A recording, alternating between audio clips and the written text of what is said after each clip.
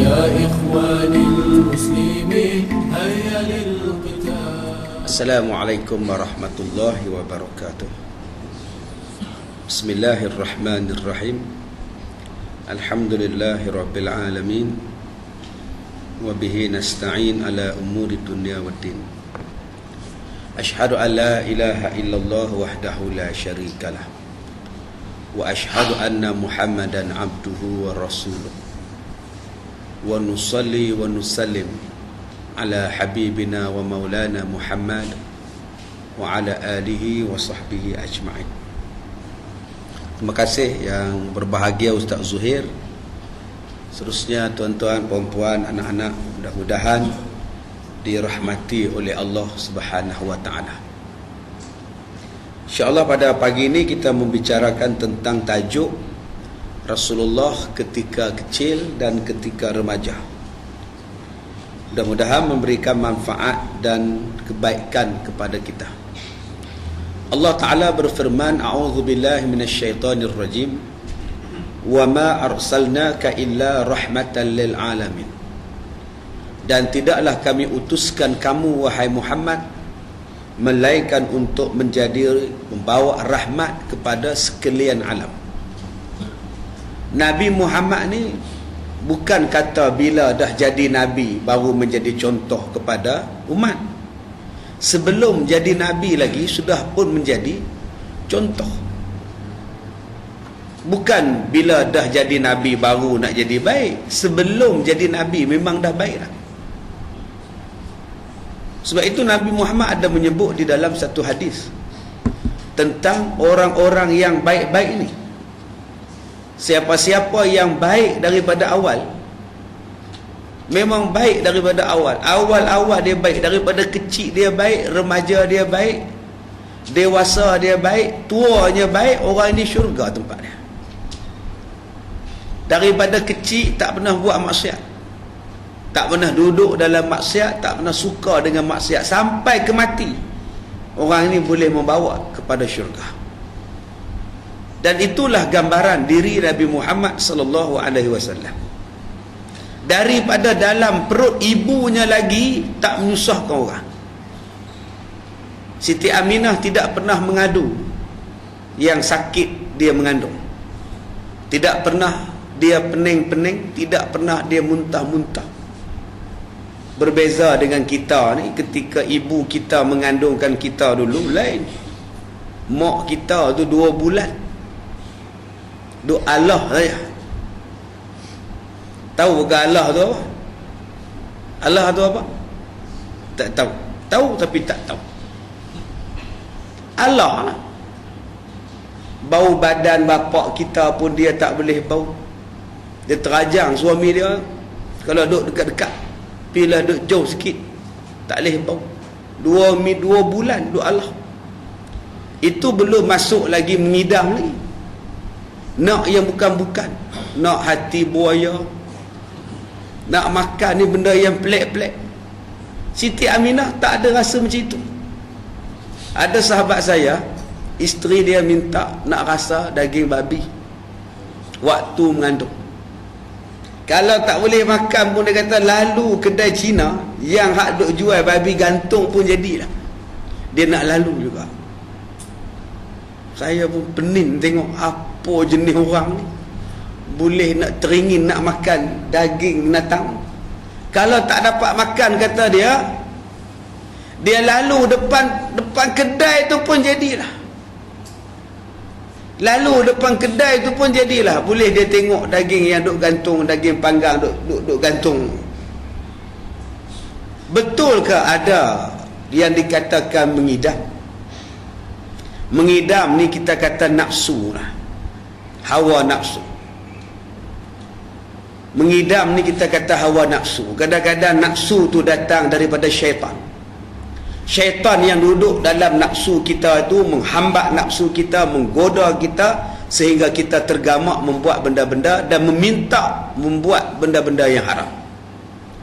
Sepertilah tadi dia dalam keadaan dia mengandung, maka setan datang duduk pada jiwanya, duduk pada mengganggunya, sehinggalah minta yang bukan-bukan, termasuklah untuk merasa daging babi tadi. Tuan-tuan yang dirahmati Allah, baiknya Nabi Muhammad tidak pernah menyusahkan orang, sehinggalah ibu dia ketika melahirkan Rasulullah tidak merasai sakit macam mana perempuan-perempuan biasa melahirkan manusia. Daripada kecil sampai ke mati Nabi Muhammad tidak pernah menyusahkan orang. Jadi kita sebagai anak-anak, kita sebagai remaja-remaja, cuba tengok, ada tak menyusahkan orang? Ada tak masa yang kita buat yang menjadikan orang jadi susah dengan kita? Mak jadi susah dengan kita, bapak jadi susah dengan kita. Mak jadi susah hati, bapak jadi susah hati. Mak tak boleh tidur malam, bapak naik motor satu kampung, satu bandar, satu negeri, dia cari kita, tak balik-balik. Dah bimbang, takut kena colek, tak tidur malam mak bapak. Adakah kita pernah buat macam itu pada mak kita? Pernahkah kita menyebabkan mak kita menitiskan air mata? Air mata kekecewaan, air mata penyesalan, air mata kesedihan, air mata yang lahir daripada perasaan sakit hati tengok perangai anak, sedih dengan perangai anak. Ini semua tanda-tanda anak-anak yang tidak baik. Nabi Muhammad tidak pernah macam itu. Malah Nabi Muhammad ni kalau orang tengok dia, semua orang suka. Kalau tuan-tuan baca dalam sejarah, Siti Khadijah ketika Nabi Muhammad lahir, umur Siti Khadijah 15 tahun. Ketika Nabi lahir tu umur Khadijah 15 tahun. Waktu dia tengok Nabi Muhammad tu pun dia suka lah. Dia pergi tengok waktu Aminah melahirkan Rasulullah, dia pergi tengok. Dalam hati dia terdetik, kalaulah aku boleh dapat budak ni.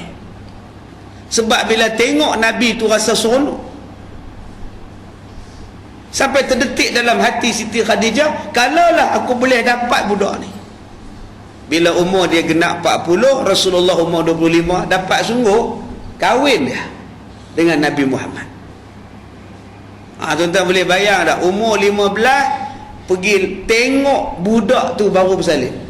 Umur 40 kahwin dengan orang yang dia tengok kira-kira 25 tahun yang lepas. Dia jaga-jagalah akak-akak, adik-adik, anak dara yang umur 15 pergi tengok orang jiran sebelah rumah melahirkan baby. Tak 25 tahun lagi, itulah suami kita. Kita tak tahu. Kita tak tahu tuan-tuan. Tapi nak cerita pada kita, Nabi Muhammad daripada kecil orang tengok jatuh hati lah. Cuba kita tengok perangai kita. Ada orang jatuh hati dengan kita? Orang jatuh hati ni pasal apa? Jatuh hati pasal yang pertama, pasal rupanya elok, comel, baby face, jatuh hati. Pergi pegang satu budak, geramnya, rasa nak makan budak ni. Tu dia punya geram, sampai kata merasa nak makan budak ni. Dia punya goncang, dia geram-geram budak tu. Sebab tu kadang-kadang budak 4 tahun pergi tengok budak 2 minggu, dia geram, dia pergi gomoi budak tu, dia geram. Jatuh hati dia pasal budak tu comel. Jatuh hati yang kedua pasal akhlak dia bagus. Muka tak lawa pun tak apa, tapi akhlaknya bagus, orang akan suka pada kita. Perangai bagus, akhlak bagus, sopan, walaupun tak segak, orang suka. Tapi kalau muka lawa, perangai buruk, orang benci juga. Macam bunga dedak, cantik saja, wangi entah ke mana-mana. Bunga dedak ni tak ada wangi apa, cantik saja. Muka saja lawa, perangai ni tak ada mutu, langsung orang tak suka juga. Jatuh hati tu apa sebab? Yang ketiga sebab jatuh hati tu ialah perasaan yang tak tahu datang daripada mana. Yang bila kita tengok dia, kita rasa suka. Yang kita tengok dia, kita rasa suka. Ini yang dikatakan punca-punca jatuhnya hati kita ni. Tuan-tuan yang dirahmati Allah, ketika kecil lagi Nabi Muhammad, dia tak menyusahkan ibu dia dalam kandungan, tak menyusahkan ibu dia ketika melahirkan dia. tak menyusahkan orang yang menyusukan dia. Halimatus Sa'diyah datang ke kota Mekah. Duk di kampung tu, hujan tak turun lah, perniagaan pertanian dia makin merosot. Paksa dia pergi ke Mekah mencari mana-mana budak yang nak disusukan. Zaman dulu-dulu orang ambil upah menyusukan anak. Bukan ada susu tin dulu. Susu tepung bukannya ada zaman dulu. Susu tepung tak ada. Buat susu orang lah. Tuan-tuan, anak-anak kita duk minum susu tepung tu dah berapa puluh tahun dah. Kita pun duk minum susu tepung dah berapa puluh tahun. Seorang minum komand-komand 2 tahun 3 tahun budak-budak duk minum susu tepung. Rakyat Malaysia saja duk ada katalah 6 juta yang duk minum susu tepung. Rakyat Singapura 100,000 duk minum. Rakyat Indonesia lagi ramai 20 juta duk minum susu tepung. Rakyat Cina tak 100 juta duk minum susu tepung. Kalau kira seluruh dunia, rasa-rasa kita lah 2 bilion yang duk minum susu tepung sekarang ni. 2 bilion duk minum tiap-tiap hari susu tepung. Pernah tak tuan-tuan fikir macam mana nak dibuat susu tepung itu? Dibuat, diperah daripada lembu. Cukuppah lembu yang ada sekarang ni untuk membuat 2 bilion susu tepung dalam satu hari? Tidakkah lembu itu hanya kerja dia mengeluarkan susu saja? Duduk dalam satu kandang, duduk dalam satu bilik, kerja dia makan, minum, tidur, makan, minum, kerja dia diperah susu dia. Hidup dia kerja kena perah susu je. Sebab nak membekalkan susu pada 2 bilion orang. Pernahkah tuan-tuan bayangkan lembu tu jadi apa? Kalau ke padang tak boleh, meragut tak boleh, makan angin tak boleh, bersia-sia tak boleh, meronda-ronda petang-petang tak boleh, agak-agak lembu tu jadi apa? Duk diam dalam kandang tu seumur hidup dia daripada kecil sampailah dia mati. Lembu tu jadi apa? Kalau abang lah duduk dalam bilik seumur hidup, makan, minum, tidur, kemudian perah, makan, minum, hidup, kemudian perah, abang jadi apa? Pernah tak tuan-tuan fikir apa jadi pada lembu tu? Takkah lembu tu gila? Tension tak lembu tu? Tension. Ni anak-anak kita ni 2 jam sampai pukul 12 ni, 4 jam duduk sini, 4 jam pun tension. Saat dia lunjuk kaki, saat dia sila, saat dia duduk, saat dia nak bangkit, saat dia nak balik, baru 4 jam. Tuan-tuan boleh bayang tak? Lembu 24 jam selama berpuluh tahun, berbelas tahun kerjanya hanya untuk diperah susu saja. Bila lembu tadi lembu tension, lembu tadi lembu yang gila, memberontak dan sebagainya, susu yang jadi daripada lembu tu jadi apa? Susunya juga tidak bermutu. Sebab mengeluarkan daripada benda yang dikawal emosinya. Sebab itulah bila manusia terlebih minum susu lembu, dia juga memberontak macam lembu-lembu yang memberontak tadi. Yang ni yang kita tak nampak. Lembu yang sihat datangnya daripada lembu-lembu yang lapang. Susu yang sihat datangnya daripada lembu-lembu yang sihat. Bila diminum susu lembu yang sihat, maka orang yang minum pun jadi sihat. Begitulah dengan manusia. Hendaklah dicari susu, dicari pengasuh daripada orang baik-baik. Bila diminum susu ibu daripada susu yang baik-baik, bila diberi minum susu daripada susu ibu, susuan yang baik-baik, diasuh dengan yang baik-baik, maka anak-anak juga akan menjadi anak-anak yang baik-baik. Orang dulu-dulu menghantar anak-anak mereka keluar bandar, duduk di kota Mekah, hantar anak untuk dibelajarkan adab, dibelajarkan bahasa Arab, dibelajarkan tentang perangai, disusu dan dimakankan daripada pendalaman. Kerana pendalaman jauh daripada asam garam, jauh daripada kehidupan yang tak elok. Duk di pendalaman. Yang pertama, dicarinya Nabi Muhammad itu supaya dihantar ke kawasan pendalaman. Ajar dengan adab, ajar dengan perangai sebelum mencapai usia 6 tahun. Kita sekarang menghantar anak-anak kita sebelum mencapai usia 6 tahun, kepada siapa kita hantar dan di mana dihantar. Nabi Muhammad duduk dengan Halimatus Sa'diyah hampir 6 tahun. Dan dalam tempoh 6 tahun Nabi Muhammad duduk dengan Halimatus Sa'diyah, apa yang Nabi Muhammad buat? Yang pertama, belajar bahasa. Kerana bahasa Arab di pendalaman lebih baik daripada bahasa Arab di dalam pekan. Sebab tu Nabi Muhammad menguasai bahasa Arab Quraisy dengan begitu baik. Yang kedua, diajar adab dengan Halimatus Sa'diyah. Yang ketiga, disusukan dengan Halimatus Sa'diyah, dengan susu perempuan yang baik, yang memakan benda yang baik-baik, yang dapat hasil daripada baik-baik, mengeluarkan susu yang baik, dan susu itulah yang mengalir dalam badan Nabi Muhammad sallallahu alaihi wasallam. Baik, bila Nabi mencapai usia 6 tahun, duduk di rumah Halimatus Sa'diyah mendatangkan keberkatan kepada Halimatus Sa'diyah dan suami. Ketika mereka mula-mula datang ke Mekah, kuda, unta yang mereka bawa tu dah lembek dah, tak larat jalan dah, lemah dah. Suami isteri ni pun lemah, unta pun lemah.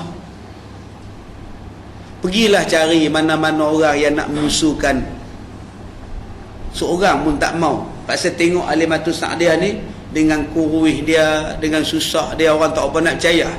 Yang percayanya bapa kepada Aminah, pak mertua dia, Abdul Muttalib.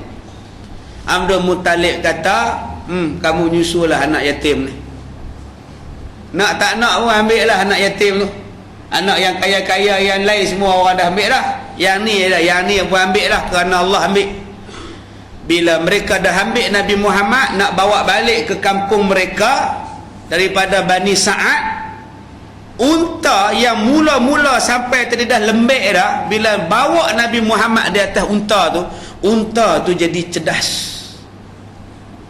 unta tu jadi kuat.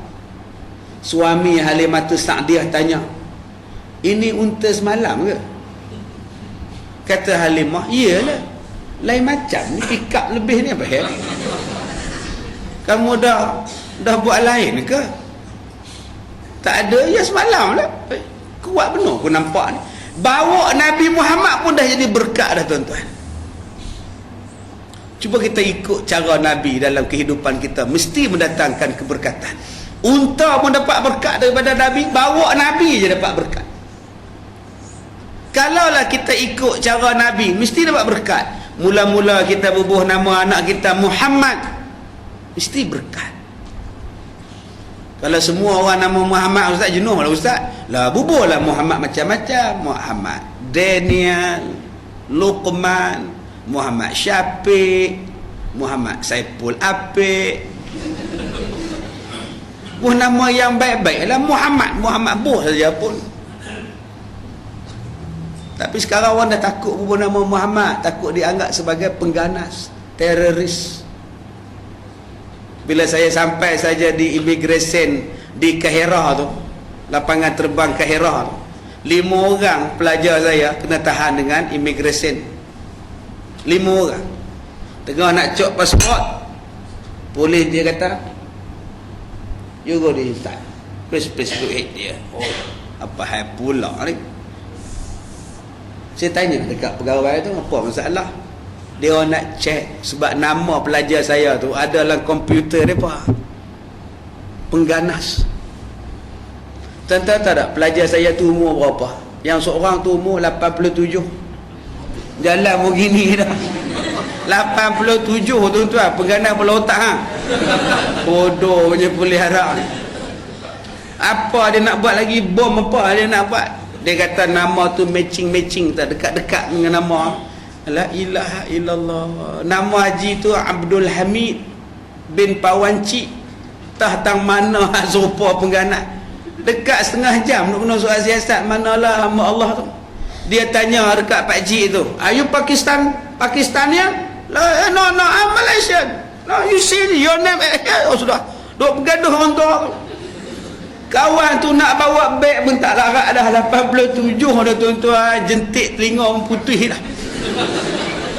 Nak ganas apa lagi?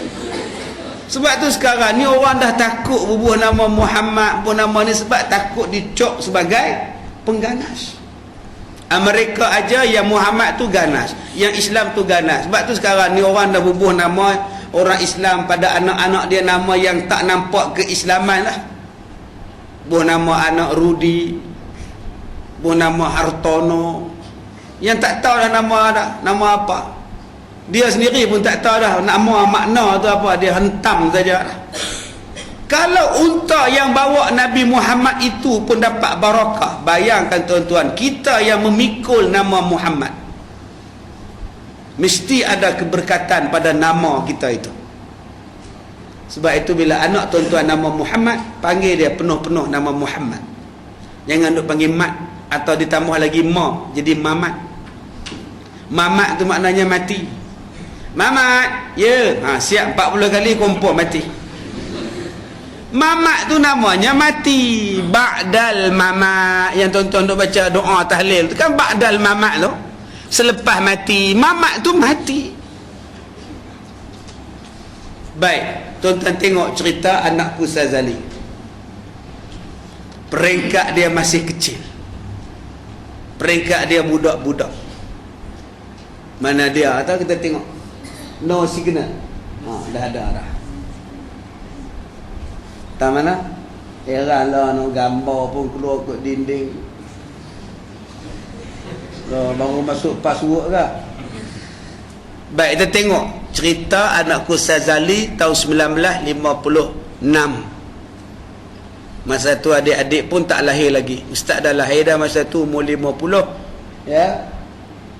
Ni anakku Sazali. Ni hak nombor 2 ni. Hak nombor 1 yang dia tengah duduk mengurat. Tanya sama pokok, apa sebab goyang? Nanti jawab pokok, angin yang goncang. Tengok dalam air, nampak bayang-bayang, campak satu batu, bayang pun hilang. Tuan-tuan kalau nak bagi besar anak tuan-tuan, suruh menyanyi lagu ni. Dia cepat besar, dalam 1 minit je terus jadi besar. Sungguh tak percaya tuan-tuan, tengoklah cerita ni. Tak mana sound dia. Nampak masa ni dia kecil lagi.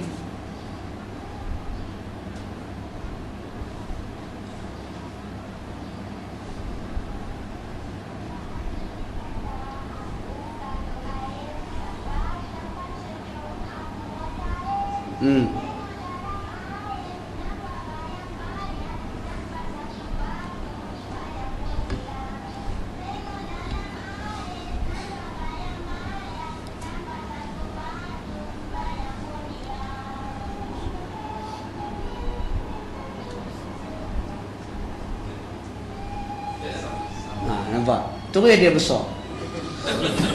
Dia tuan-tuan tak payah bagi makan, tak payah bagi minum. Lepas-lepas tu dia besar, nampak? Jadi kalau bapak-bapak nak bagi anak besar cepat, nyanyilah lagu ni. Seminit je dah besar lah. Boleh faham tak bang? Orang gelak hang menggelak lah. Faham tak? Faham tak? Nampak terus besar terus, misai terus. Speaker sound sekejap tengah ada proses.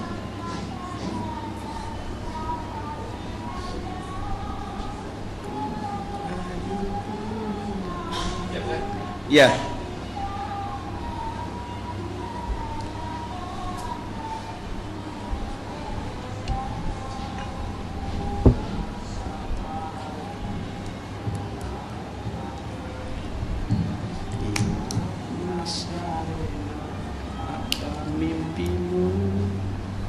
Habis dah.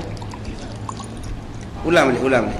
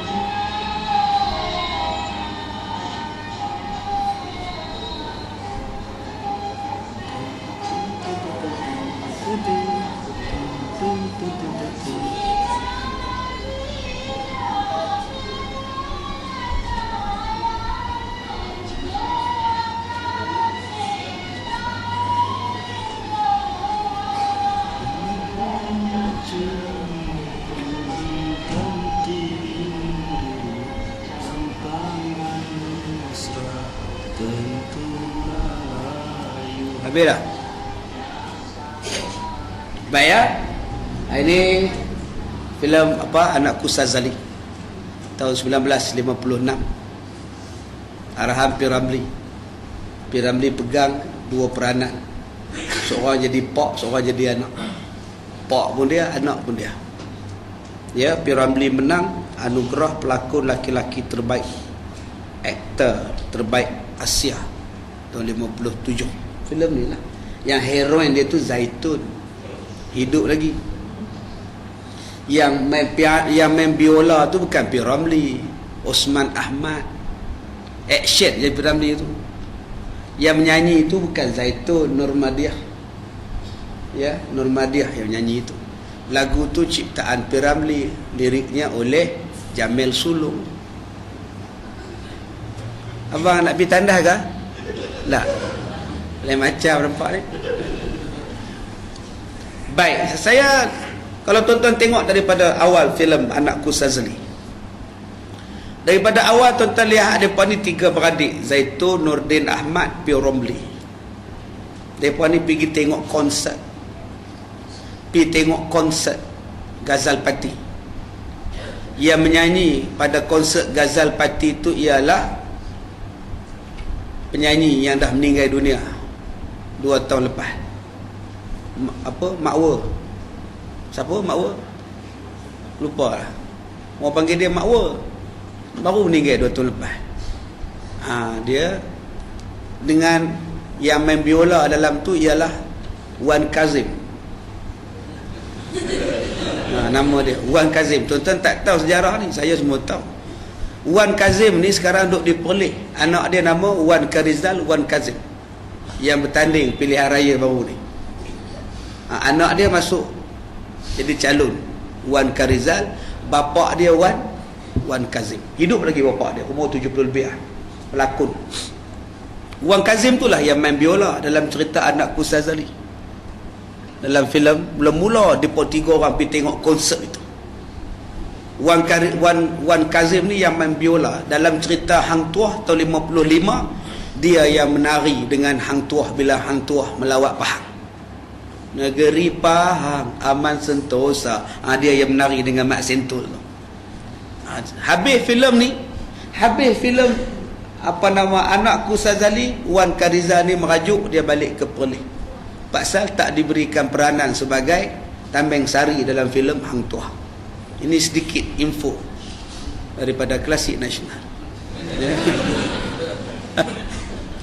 Baik, bila mereka balik daripada tengok konsert Wan Kazim tadi dengan penyanyi perempuan tadi, Makwa tadi, orang panggil dia Makwa, nama dia apa saya lupa apa, meninggal dah. Yang duk menyanyi dah, sebelum dia mati tu dia pakai tudung elok dah, meninggal dah. Jadi bila balik, bapa kepada Zaitun dan Nordin Ahmad tunggu dipukulnya P. Ramlee. Sebab kata dia P. Ramlee lah yang bawa balik, yang bawa pergi anak-anak mereka ni pergi tengok konsert. Ini satu pahaman orang dulu-dulu. Pahaman orang dulu-dulu cukup benci kepada konsert. Bila sebut saja artis mereka tak suka. Sebab tu hidup zaman dulu artis tak semewah artis zaman sekarang. Pasal mak pak ni kalau boleh menjadikan anak-anak dia jadi tengok konsert ke tengok Ghazal Pati, tak mau. Sebab tu P. Ramlee dibalun secukup-cukupnya pasal bawa anak dia lari. Padahal P. Ramlee dalam cerita tu anak mereka berdua tu yang ajak P. Ramlee ni pergi teman aja.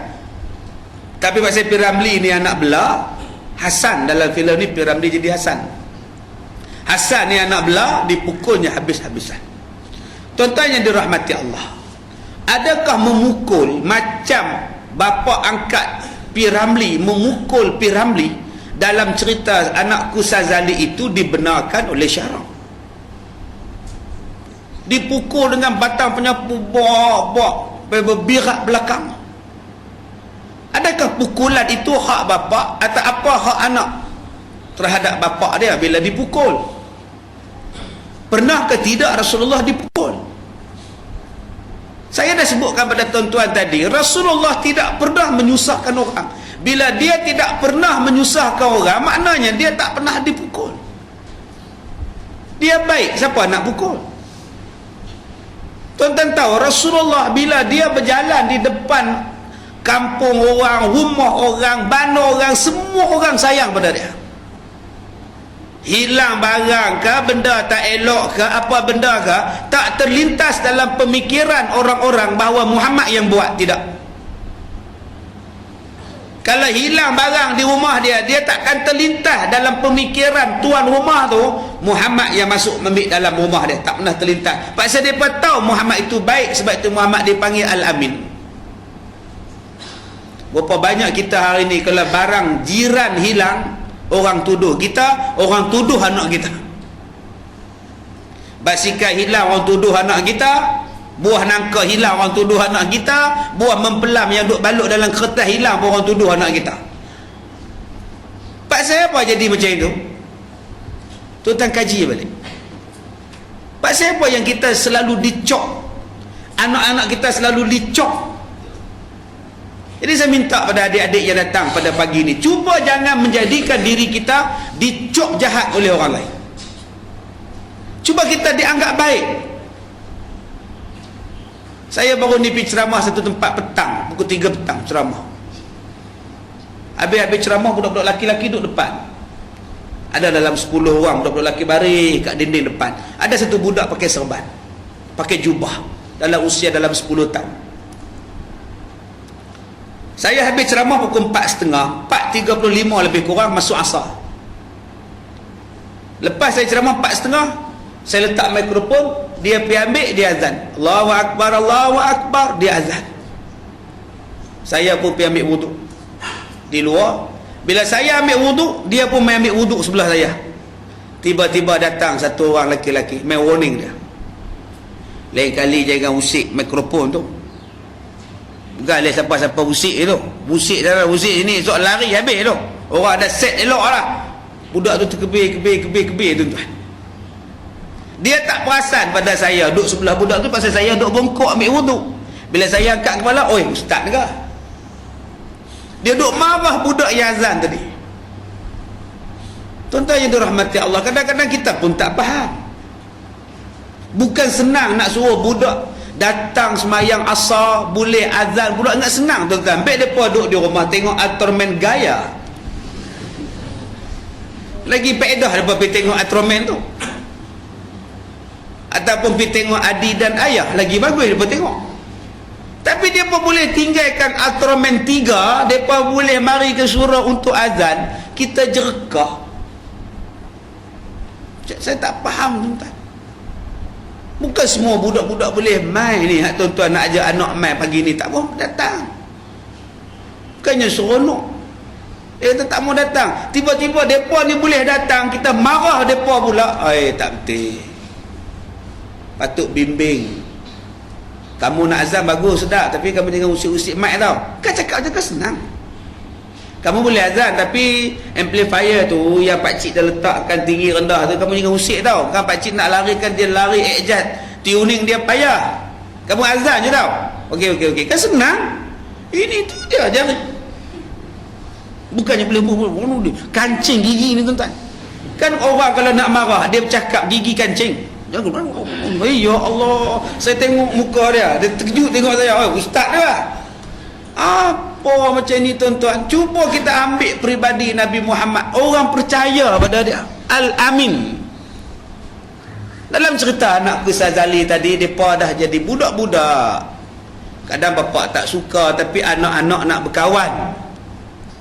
Hasan Piramli, Mahani Zaitun. Saya ni tak, saya bukan saya set ni tuan-tuan ni laptop apa nama, notebook apa nama ni yang Haji Syam punya ni, bukan saya set pada rumah saya ni. Baru malam tadi saya depa bagi tahu, Ustaz, besok anakku Zazali Ustaz Hurai tau. Baru hari ni saya tengok ni. Malam tadi depa nak tunjuk, tak boleh keluar gambar. Gambar keluar suara tak ada, duk ngak tak boleh. Baru pagi ni saya tengok, ni hak saya hurai ni pagi ni tuan-tuan, bukan saya prepare 4 tahun lepas, bukan. Zaitun jadi Mahani, Piramli jadi Hasan. Satu lagi adik abang pada Zaitun, nama dia Nurdin Ahmad. Nama apa Nurdin Ahmad filem ni? Cikgu apa? Siapa ingat? Siapa ingat? Saya belanja dia makan 10:30 pagi nanti. Makan di bawah. Mereka ni budak-budak yang nak berkawan. Dia pun nak berkawan. Mak bapak larang, tapi anak-anak nak berkawan. Tu yang pergi curi jalan, malam-malam keluar pergi main bola, siang-siang mengendak. Mak tak nampak, lari pergi tengok. Pasal naluri budak-budak nak berkawan. Habis tu Ustaz, Nabi Muhammad tak berkawan ke Ustaz? Berkawan. Nabi Muhammad main bola kecil-kecil dulu. Tapi walaupun Nabi Muhammad main bersama-sama dengan kawan dia waktu Nabi Muhammad kecil, Nabi Muhammad tidak pernah buka baju bila main. Mungkin masa itu Halimatus Sa'diyah ada beris ke Ustaz? Ada fact ke beris ke ekonomi handalan kot. Kalau baju kotor pun tak apa. Dengan ekonomi handalan, baju anda akan kembali bersih dan bersinar. Gunakanlah ekonomi handalan. Itu iklan sekarang. Anak dia main bola tu, bergumur atas padang, berlumpur satu baju. Dia buat balik dekat mak dia, tunjuk, "Mama, saya dapat menang bola sepak." Mak dia sengih je. Jiran tanya kat mak dia, kotornya." Dengan bimbang, dengan fab, baju anda kembali berseri, kata dia. Nabi tak ada fab, Nabi tak ada beris, Nabi tak ada ekonomi handalan, Nabi tak ada daya, tak ada. Apatah lagi boom satu, ni iklan boom. Pasal apa yang Nabi bila main-main, Nabi tak pernah buka baju. Satu hari Nabi nak buka macam budak-budak lain main. Macam anak kita main di padang, dia buka baju. Tinggal seluar je. Budak-budak. Elok Nabi nak buka baju, macam ada orang tampar belakang Nabi. Malaikat jaga Rasulullah. Tutup baju kamu, pakai baju, jangan buka. Nabi Muhammad tidak pernah buka baju di depan khalayak ramai sejak daripada kecil lagi. Tuan-tuan bayangkan, punya berakhlaknya Nabi Muhammad. Berkawan, tapi akhlak tu ada. Kita sekarang kalau main bola di sekolah, di padang ke apa ke, sebelah buka baju, sebelah tak buka baju. Sebab nak kenal yang mana geng. Yang bukan geng, buka baju. Hak kita geng, buka baju. Yang tak geng, tak buka baju. Nabi Muhammad tak pernah buka, tuan-tuan. Punya baik, Nabi main. Buat budak tak dilarang Nabi main. Masa itulah Nabi dibelah dadanya. Pada usia kecil itu dibelah dadanya, dibersihkan hati dia, menunjukkan pada usia 7 tahun 8 tahun budak-budak ni kena cuci hati. Ni besar-besar mereka ni, anak-anak daripada warga, anak-anak pertubuhan kebajikan, anak yatim miskin Baitul Sa'adati ni. Tara-tara anak remaja kita ni kena bersih. Oh tu kena operate ke Ustaz? Tak payahlah operate hati mereka. Macam mana nak membersihkan hati mereka ni? Pulanglah pada tuan-tuan. Nak suruh mereka khatam Quran sebelum sampai 7 tahun atau sebelum sampai 15 tahun ke, supaya sinaran Quran masuk dalam hati dia, terpulanglah. Dalam cerita ni P. Ramli nak membersihkan hati dia yang tak tenang, dia belajar main biola, dia belajar main muzik. Dia dah tak duduk dengan pak angkat dia. Pak angkat dia dalam filem tu bernama Daeng Haris, Daeng Idris, minta maaf. Dan yang jadi mak angkat kepada P. Ramli dalam filem tu nama apa? Nama apa? Tak tahu. Tak tahu juga. Dia tak duduk dengan mak dia, ada duduk dengan orang yang kerja bot tambang, yang ambil upah menyeberangi sungai dengan bot. P. Ramli kerja dayung sampan untuk membawa orang ke seberang sana. Dan malam-malam dia belajar biola, muzik.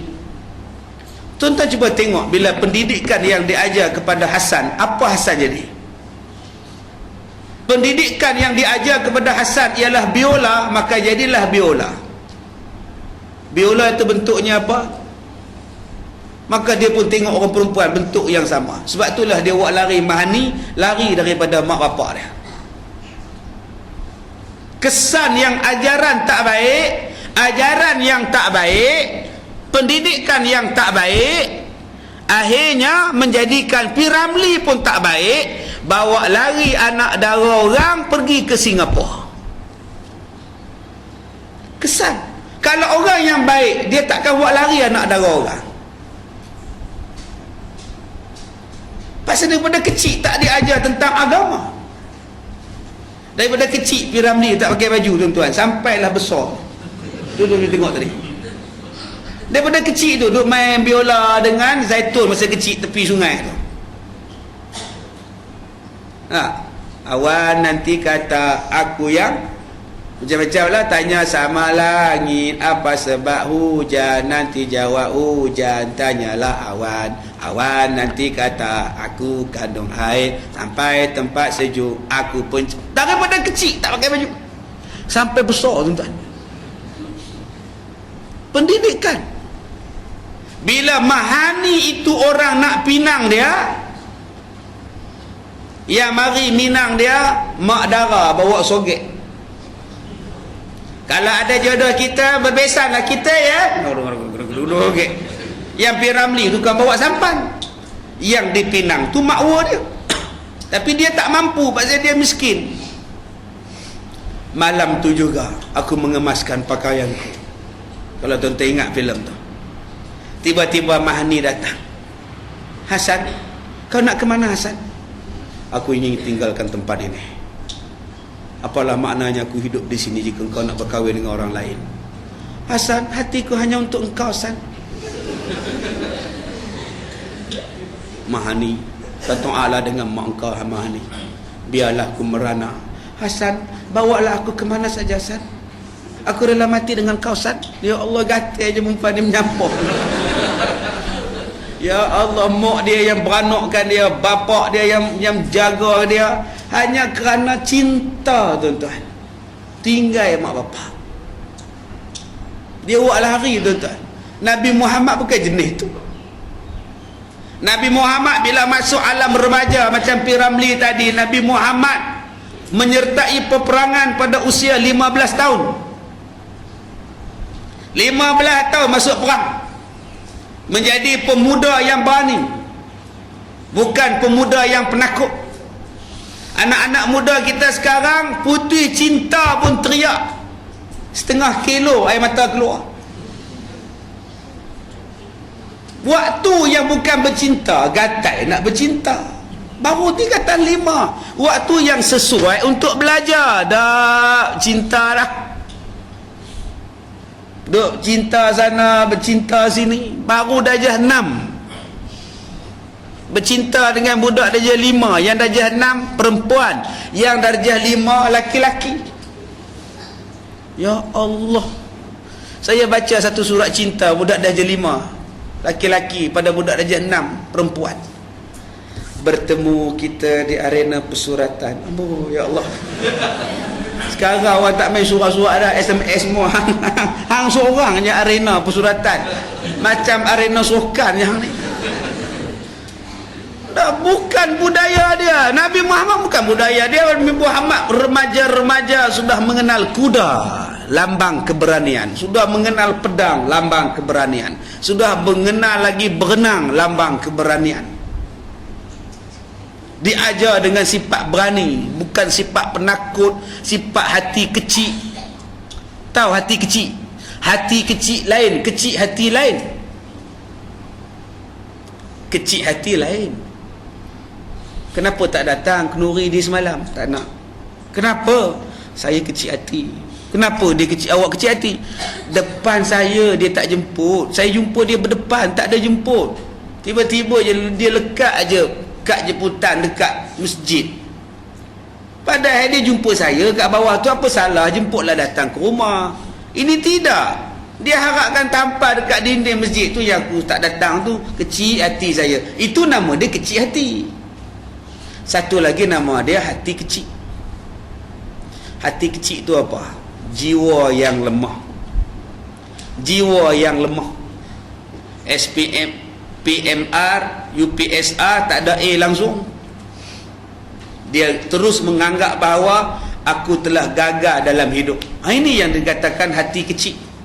Sepatutnya manusia yang berjaya bermula daripada kegagalan.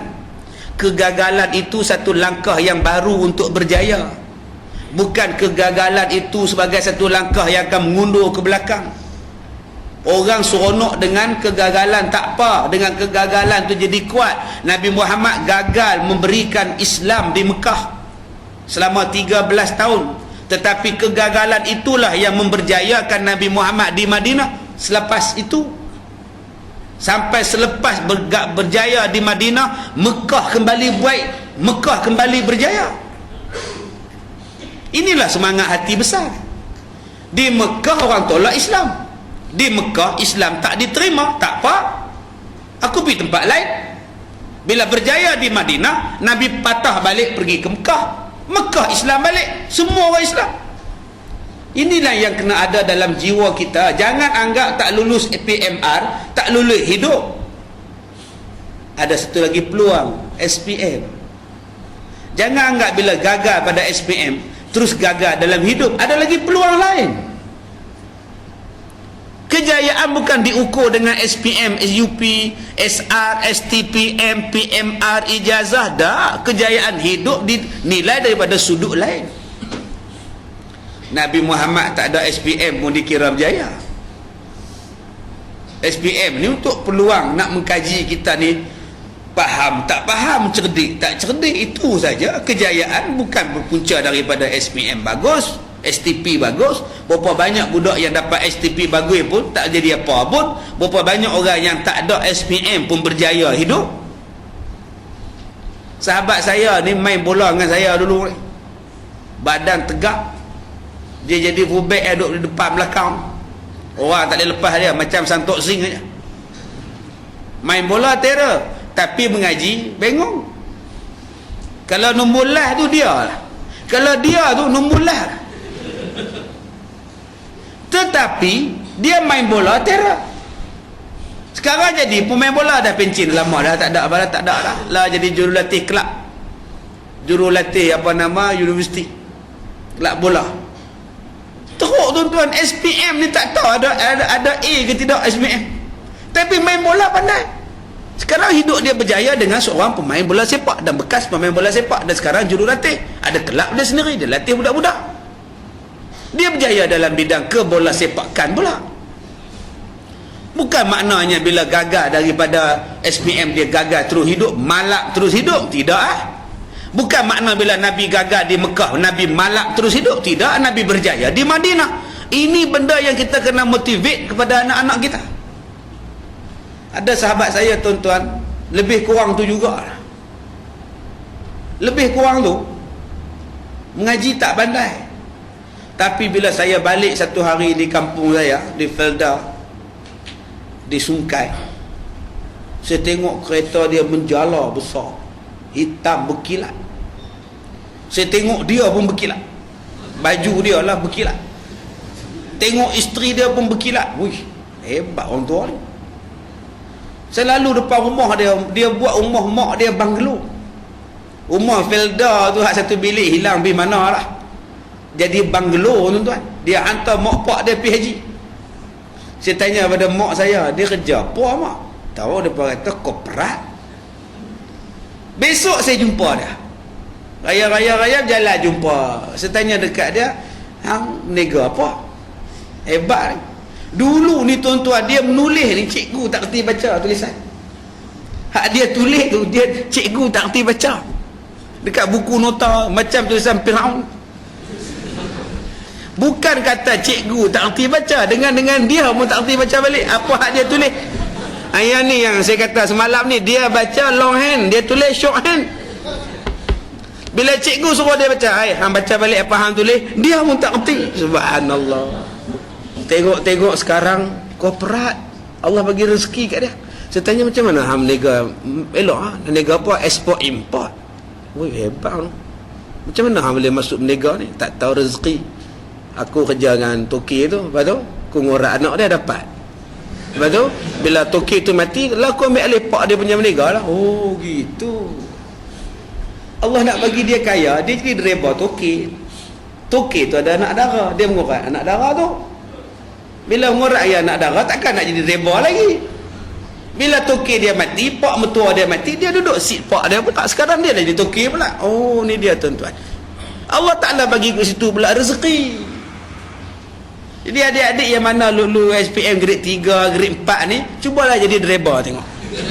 Lepas tu ngoraklah anak toke. InsyaAllah jadi toke balik. Tak pun kekal driver sampai mati. Tuan-tuan, bila kita tengok budaya itu, nampak kesan P. Ramlee. Dia wak lari anak dara orang bila pendidikan agama tak ada. Bila wak lari anak dara orang, dia menikah secara sembunyi-sembunyi, mak pak tak reda, lari ke Singapura. Bila lari ke Singapura, hidup dia jadi mewah. Sebab apa mewah? Dia jadi orkestra. Apa punya, apa nama kompos, apa nama komposer, orkestra, mencipta lagu. Akhirnya jadi mewah. Isteri dia Mahani pun mengandung dia. Tengah duk menyanyi lagu, tiada kata secantik bahasa. Tengah duk gelek tu, mesin gramafon dulu lama-lama duk gelek bubuh situ tak. Masing-masing bawa isteri. Nordin Ahmad bawa isterinya Rusnani. P. Ramlee bawa isterinya Zaitun. Kemak Hassan pun bawa juga. Masing-masing duk dengar lagu. Tiada kata secantik bahasa untuk ku puji adinda. Pakai duk tengok isteri masing-masing. Isteri pun maintain. Balik kan, tengok balik VCD ni. Akhirnya tengah duk menung-menung tu, Mahani pengsan. Bila pengsan, doktor pun datang. Tahniah Cik Hassan, isteri Cik Hassan mengandung 2 bulan. Oh, rupa-rupanya mengandung. Bila dah mengandung, Mahani pun duk kait baju untuk anak yang akan lahir. Hassan baru balik daripada pi orkestra, dia pun letak songkok hitam dia di sebelah. Tengah duk menjahit itu, Mahani kata dekat Hassan, Hassan, maukah kau berjanji dengan aku, Hassan? Berjanji apa, Mahani? Andai kata apa-apa berlaku kepada aku, janganlah engkau ambil orang lain di antara aku dengan anak kita ini, ya Hassan. Mahani, kenapa kata demikian? Dengarlah dulu cakap aku, Hassan. Kalau aku mati bila melahirkan anak ini, janganlah kau kahwin lain, ya Hassan. Aku tidak mau antara kau dan antara anak kita ini ada orang lain, Hassan. Berjanjilah dengan aku, Hassan. Dia tak bagi menikah lain, tuan-tuan. Dia dah matilah. Dah conquer laki dia juga. Ya Allah, jenis apa ni, tuan-tuan? Yang laki tu bengong, tak ada menikah lain, menung dia. Itulah bila lahir mati. Mahani mati. Yang hidup anak dia. Maka anak tu dipanggil sebagai Sazali. Kita dengarkan yang seterusnya.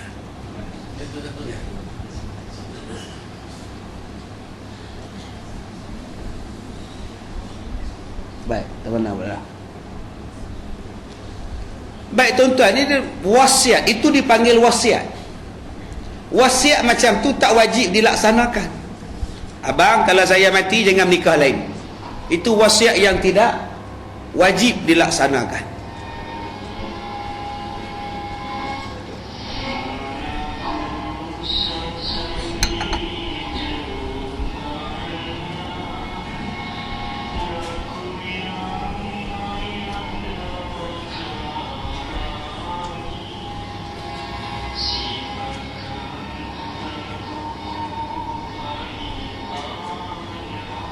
Yang belakang tu lah Rusnani Jamil.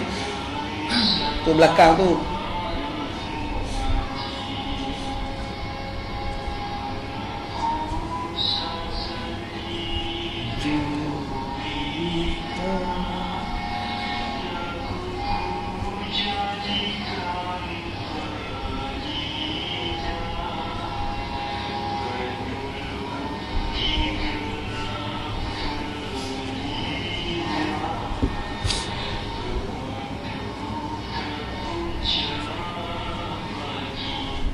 Baik, kita tengok di situ.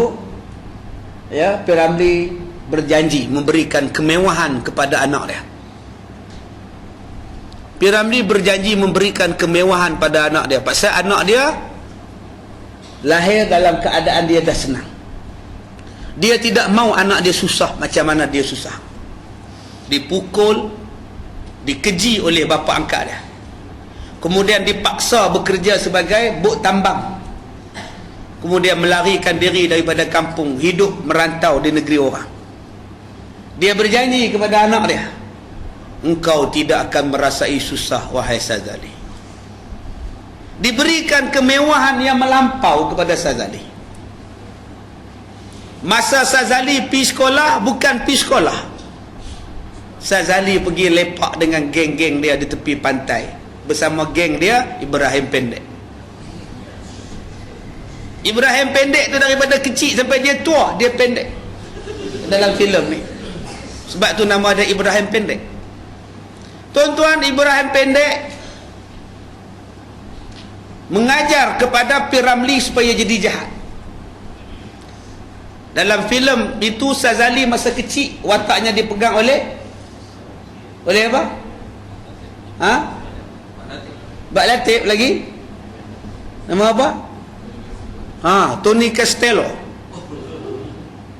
Dipegang oleh Castello dia, Tony Castello. Ya, cukup jahat dalam cerita ni. Bila bapa dia, bila dia salah pilih kawan, Tony Castello sudah jadi something. Sazali sudah jadi something. Dia rompak kedai, dia ambil batu, dipecahkan satu kedai, dia rompak kedai itu. Dia nak curi biola daripada kedai itu. Orang tangkap dia. Bila orang tangkap dia, orang mari rumah dia dengan orang satu kampung, orang mari ke rumah dia, minta duit daripada pembantu rumah. Masa tu P.Ramlee tak ada. Maka bila balik P.Ramlee, orang gaji dia cerita kepada P.Ramlee, tuan, tadi tengah hari datang ramai orang datang rumah sini. Apa mereka nak? Mereka kata anak tuan Sazali memecahkan kedai mereka, mencuri. Apa? Mencuri. Dipanggilkan Sazali. Apa yang telah kau buat, Sazali? Sazali tidak buat apa-apa, bapa. Habis itu Sazali cuma tolong orang. Sazali ambil uang untuk tolong orang miskin. Kesian dia, bapa. Ibunya mati, ayahnya mati, dia menangis lapar, bapa. Sebab itulah Sazali mencuri untuk bagi dia makan, bapa. Sungguh mulia hati kau, Sazali. Nampak, tuan-tuan? Dia ambil kunci peti besi, dia bagi dekat Sazali. Sazali, ini kunci peti ayah. Kalau apa-apa kau nak tolong orang susah, kau ambillah duit dalam peti besi ini. Betul ke ayah? Ya, Sazali. Tu dia, kunci peti besi dapat kat dia. Dia bawa seketir duit, dia pergi tabok dekat Ibrahim Pendek and the gang. Aku kaya sekarang. Ni dia kesan pendidikan yang salah pada anak-anak. Pendidikan yang mengajar membabi buta, percaya cakap anak bulat-bulat, tak siasat. Saya ni tuan-tuan pengetua sekolah, pening kepala dengan bapak-bapak. Bukan saya pening dengan budak-budak sekolah, dengan bapak tu saya pening. Satu bapak mari serang sekolah, masa tu saya tak ada. Dia main petang, dia jumpa dengan cikgu, jumpa dengan ustaz. Dia kata anak dia kena pukul sampai berberak di belakang. Cikgu sekolah saya pukul. Jadi penolong kanan buka baju budak, tak ada pun. Tak ada, mu abang. Memang tak ada lah. Dia pukul hari Jumaat, sekarang hari Senin. Anak cakap kena pukul ke? Cikgu pukul, kata dia. Dia rotan di belakang. Jadi budak-budak lain pun dipanggil. Cikgu tadi pun dipanggil. Betul ke cikgu ni pukul budak ni depan kamu semua? Tak ada lah. Mana ada? Budak-budak jawab. Cikgu tadi pun ditanya, kamu pukul dia ke? Tak, saya tak pukul dia. Ini budak ni cakap, saya percaya anak saya lebih daripada cikgu ni. Ya Allah. Rupanya tuan-tuan, anak dia tak center. Dia suka duk bayang yang bukan-bukan. Bila hari Selasa saya pergi sekolah, saya panggil anak dia, saya nyembang dengan anak dia. Anak dia disuka membayangkan. Bila dia bayangkan satu-satu benda ni, dia buat balik ke hampak dia, dia cerita yang bukan-bukan. Hari Jumaat saya jumpa dengan bapak dia, minta bawa anak dia ni pergi ke psikiatris, cek ni mental tak mental budak ni. Kita kadang-kadang tuan-tuan, kita anggap apa yang budak kita cakap betul semua, tanpa soal siasat kita percaya. Macam Hasan percaya pada Sazali, sampai dia tipu. Dan lebih malang lagi tuan-tuan, Hasan sudah mengajar Sazali menipu. Sazali itu ada sepupu anak Rosnani dan Nordin Ahmad yang dilakonkan wataknya oleh Hashim Mahyun. Masa kecil Hashim Mahyun ada satu anak patung. Sazali ambil anak patung tu, Sazali sorok. Hashim Mahyun cari anak patung dia, satu rumah tak jumpa. Dia kata dekat pakcik dia, Pak Long dia, Pak Long, anak patung saya hilang, boleh tak Pak Long carikan? Nanti ya Pak Long carikan. Dia tanya ke Sazali, ada kamu nampak anak patung dia? Tidak ayah, Sazali tak nampak. Cari-cari rupanya duduk balik kerusi. Bila dia ambil anak patung, bila dia tengok Sazali, di sini. Oh, tadi saya sudah cari tak jumpa. Oh, di sini. Depan mata dia, Hasan menipu anak depan mata. Apa jadi tuan-tuan? Kalau budak kecil, bapak mengajar menipu. Dia buat-buat benda itu jumpa, padahal memang Sazali yang sorok anak patung itu. Tetapi P. Ramli telah mendidik anak dia supaya jadi penipu. Kesan dia jadi apa tuan-tuan? Adakah Rasulullah diajar menipu? Mak bapak dia diajar menipu? Datuk dia mengajar menipu? Pak saudara dia mengajar menipu? Tidak. Maka anak-anak remaja kita jangan sekali-kali diajar menipu. Tadi mesej saya sampai tadi, dia kata, Ustaz, saya sedih dengan perangai suami saya. Saya nak makan malam isyak semalam, elok nak makan, suami pukul saya depan anak-anak. Hantar mesej. Saya pun tengok kena pukul ni. Kalau isteri kena pukul memang saya marah tuan-tuan.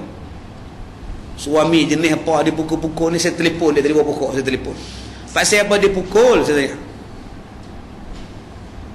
Tak tahu Ustaz, saya malu, saya sedih dengan perangai suami saya. Suami dah minta maaf belum? Sudah, tapi saya tak nak maafkan dia. Tak boleh macam itu. Sakit Ustaz, sakit badan boleh buh minyak gamat, sakit dalam hati. Apa sebab sakit dalam hati? Anak dara tengok, anak dara tingkatan 5, tingkatan 3. Anak dara tengok, anak teruna tengok mak kena pukul. Sakit itu lebih berkesan daripada sakit di luar, sakit dalaman tuan-tuan. Sebab tu tuan-tuan, kalau nak bergaduh suami isteri ke depan anak-anak, tolonglah elok sama sekali. Buatlah baik-baik, senyumlah baik-baik depan anak-anak. Tolong jangan pukul, jerekah, maki, hamun, terajang. Bila tuan-tuan buat benda itu depan anak-anak tuan-tuan, perasaan dendam sudah wujud dalam jiwa mereka dengan kita. Tuan-tuan yang dirahmati Allah, saya tak sempat nak urai tentang Hasan dan Sazali ini sampai penamat. Bagaimana Sazali memukul anak, bagaimana Hasan memukul Sazali. Sudah tua baru dipukul. Sudah tua baru dipukul. Bila dia rogol anak saudara dia rogol sepupu sendiri, dia jadi samsing, baru P. Ramli pukul. Dah terlewat. Waktu itu Hasan sudah besar, dah pakai kod. Dia suruh kahwin dengan sepupu dia yang dia rogol. P. Ramli tak mau.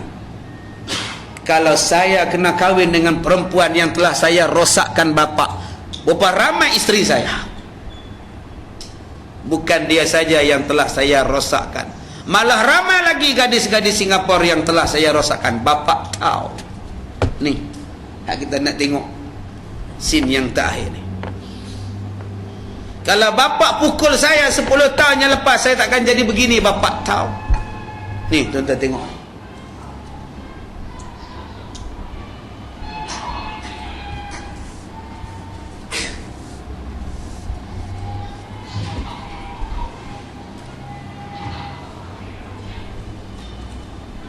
Tak boleh kuat lagi, habis dah.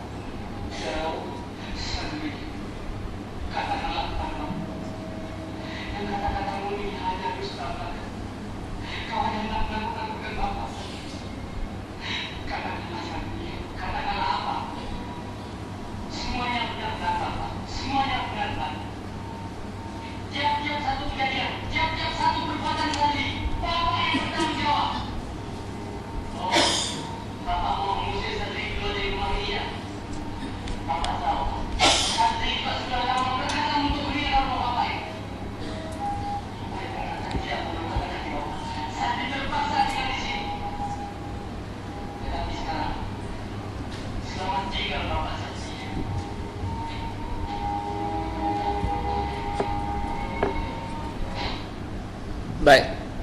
Jadi tuan-tuan, kita dah tengok kesudahan P.Ramlee, kesudahan Sazali, kesudahan Hasan. Mudah-mudahan kesudahan itu tidak berlaku kepada kita.